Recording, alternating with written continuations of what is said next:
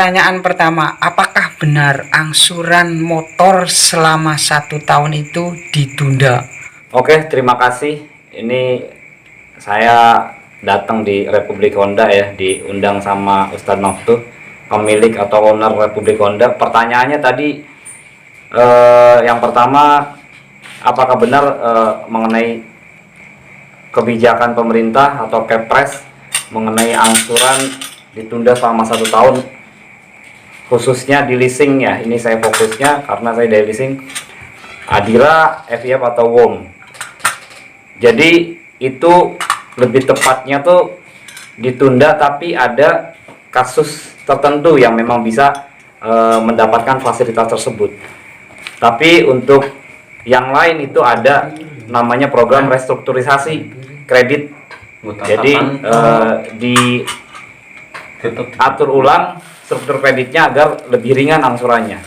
Tapi untuk penundaan itu hanya didapatkan oleh pasien COVID positif. Itu boleh dilakukan penundaan atau diberikan kebijakan penundaan selama 1 tahun. Itu sih yang bisa saya jawab, dan lebih tepatnya seperti itu supaya masyarakat tahu sebenarnya tuh penundaan tuh untuk siapa sih targetnya. Lalu kemudian selain yang positif COVID yang juga kena dampaknya, sebetulnya itu ada restrukturisasi, bukan penundaan angsuran. Itu seperti itu. Pertanyaan kedua, berarti pemerintah itu bohong dong? Oke, kita tanya lagi. Pertanyaan yang kedua, berarti pemerintah bohong dong mengenai penundaan angsuran. Sebenarnya tidak bohong, memang salah pemahaman di sini. Jadi Presiden Jokowi menjelaskan untuk ojek online dan lain sebagainya itu akan diberikan kemudahan. Hanya itu memang terlalu general yang dijelaskan oleh Presiden, sehingga banyak masyarakat yang salah memahami. Maksudnya tuh di sini memang maksud Presiden tuh karena dampak yang paling besar dialami oleh tukang ojek ya, salah satunya itu yang dikhususkan untuk bisa restrukturisasi yang mendapat kebijakan keringanan itu. Presiden spesifik sekali menyebut salah satunya adalah tukang ojek. Lah itu tuh sebenarnya waktu Presiden ngomong tuh berarti belum digodok, maksudnya belum disahkan betul, masih digodok dengan OJK, sampai akhirnya OJK pun memutuskan bahwasanya kebijakan mengenai peringanan bagi masyarakat yang punya angsuran di leasing itu kembali lagi diserahkan ke pihak leasing untuk meringankan angsuran konsumen ya, diserahkan tidak lantas langsung dikasih penundaan selama 1 tahun, tapi ada case tertentu yang memang boleh ditunda. Salah satunya adalah yang positif pasien COVID. Tapi untuk yang lain termasuk ojek online itu ada peringanannya melalui restrukturisasi. Kemarin di WOM juga bagian collection dan remedial itu merekap seluruh data orang yang kerjanya ojek online untuk bisa direstrukturisasi atau diberikan keringanan, yaitu penurunan angsuran, dilebarkan angsurannya tapi tidak dengan menambah bunganya. Itu seperti itu. Itu ada bagian yang merekap admin remedial dan admin collection untuk diberikannya keringanan restrukturisasi. Untuk khususnya tadi targetnya adalah ojek online yang sangat kena dampaknya dari adanya wabah COVID ini. Itu sih. Pertanyaan yang ketiga, bagaimana kalau saya lagi nganggur nggak kerja kok ditagih? Oke, masuk ke pertanyaan yang ketiga. Tadi pertanyaannya gimana dong kalau misalkan saya salah satu adalah yang kena dampak COVID, yaitu kehilangan pekerjaan atau nganggur. Misalkan yang tadinya ojek online pulang kampung jadi nganggur karena di sana cukup riskan karena red zone ya di Jakarta.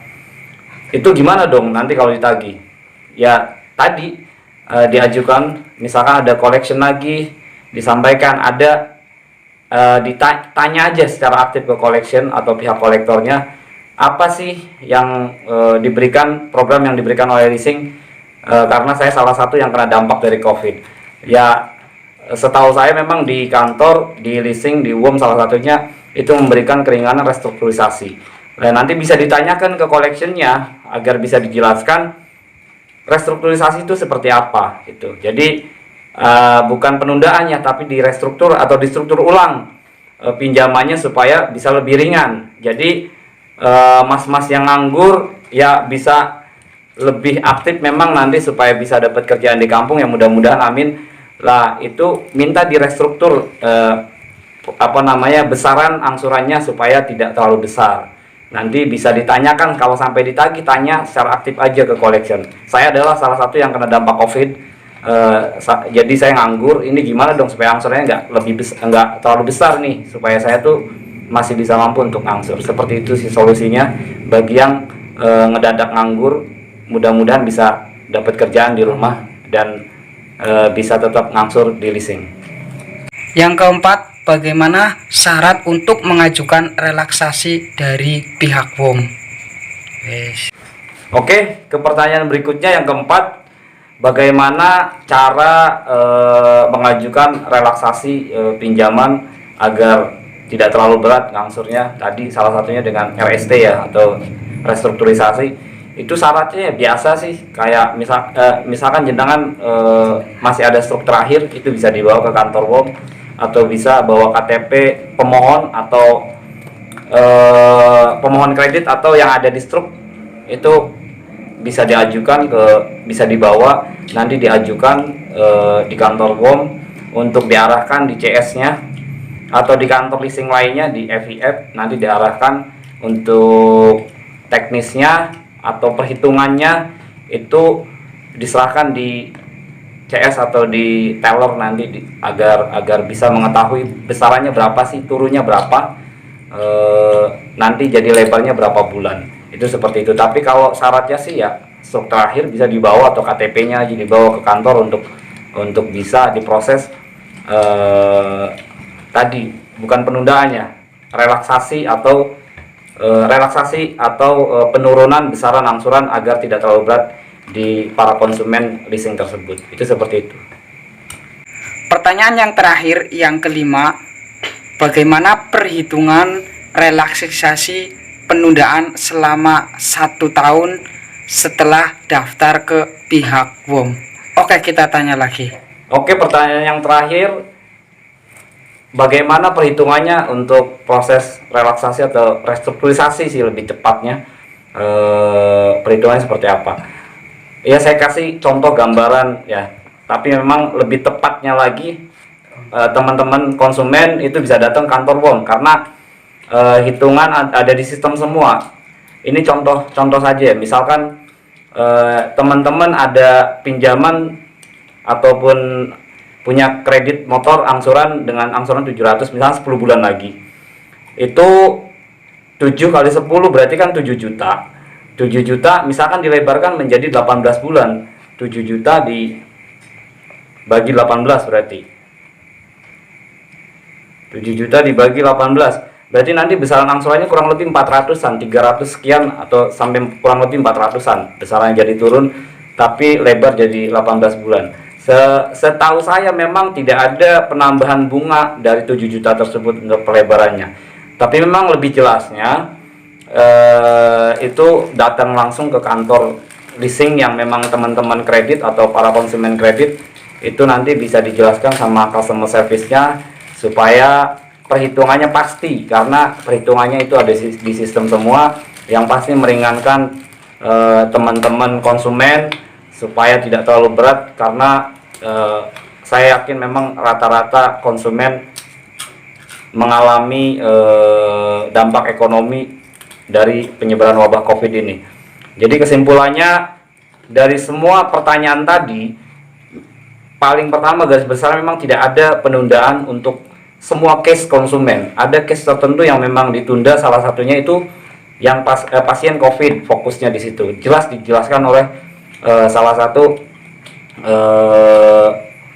petinggi OJK ya, saya lupa namanya, kemarin sempat baca di artikel, itu dijelaskan itu khususnya untuk pinjaman kredit itu untuk penundaan 1 tahun khusus untuk pasien COVID. Lah untuk yang lain itu dikembalikan ke kebijakan leasingnya, asal memang ada relaksasi atau peringanan bagi case lain selain COVID atau kasus lain selain COVID. selain positif COVID maksud saya. Jadi kayak misalkan teman-teman ojek online tapi tidak positif corona tapi kena dampaknya, yaitu adanya restrukturisasi, penurunan besaran angsuran. Lalu kemudian yang lain juga pekerjaan lain yang kena dampak adanya restrukturisasi atau penurunan besaran angsuran dengan melebarkan tenor seperti itu. Dan itu semua supaya infonya lebih jelas, lebih pasti, teman-teman bisa datang ke kantor leasing yang memang teman-teman pinjam atau kredit, gitu, punya pinjaman atau kredit.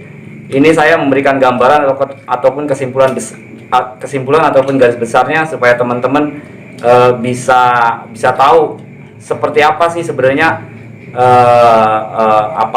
penerapan program pemerintah tersebut atau peraturan pemerintah tersebut. Sebenarnya tuh penundaannya untuk siapa, lalu targetnya siapa, untuk semua orang kah atau enggak. Ini semua dijawab di video ini, jadi teman-teman tidak bertanya-tanya lagi nih. Itu sih dari saya agar bisa mendapatkan informasi terupdate dari channel Mas Maptu Republik Honda mengenai kredit motor ataupun mengenai motor Honda dan lain sebagainya berkaitan dengan Honda. Bisa klik tombol subscribe dan tekan tombol lonceng agar mendapatkan notifikasi. Oke, subscribe gratis. Dari pihak WOM Zakaria, terima kasih. Assalamualaikum warahmatullahi wabarakatuh.